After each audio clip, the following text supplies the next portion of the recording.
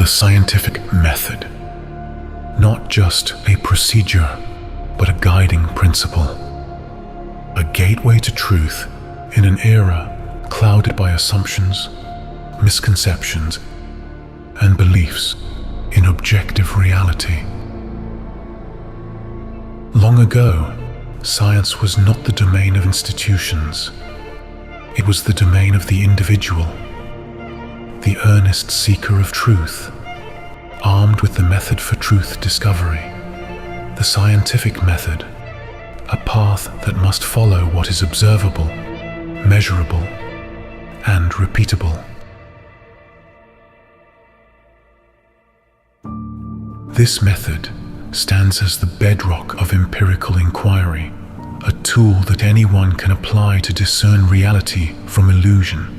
But more than just a tool, it is a requirement, a non-negotiable standard for investigating the objective realm we inhabit.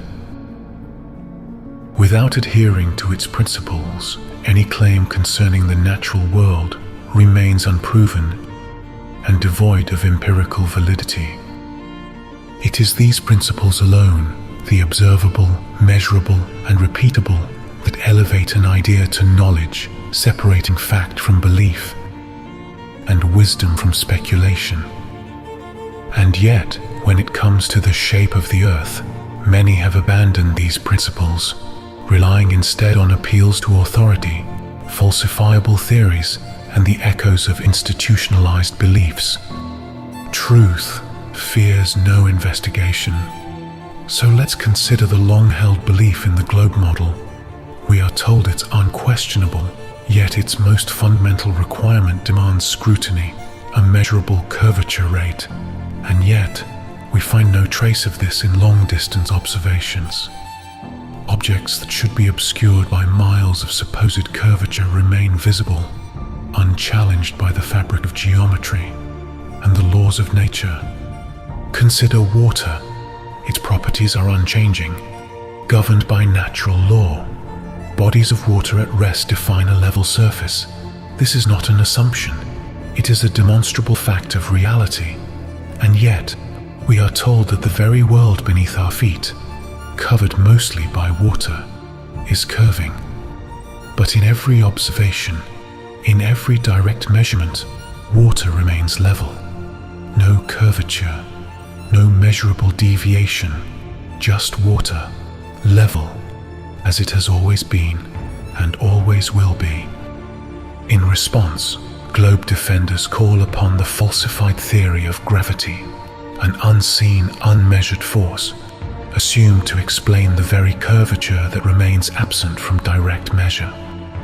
And here we arrive at the true burden of proof. Those defending the globe must provide measurable, demonstrable evidence for their claims. They cannot evade this responsibility, nor shift it onto others. To rely on authority and unchallenged beliefs is to abandon the very scientific principles they profess to uphold. True science is not an institution. It is a practice, a method, and it is open to anyone willing to seek with sincerity and genuine curiosity.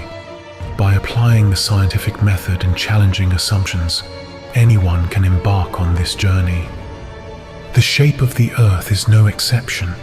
It too must stand up to scrutiny, to evidence, to logic and reason. To seek the truth is to challenge what we are told, to falsify what fails to hold up, and to follow the evidence wherever it may lead. So the question remains, will you be a defender of assumptions or a seeker of truth?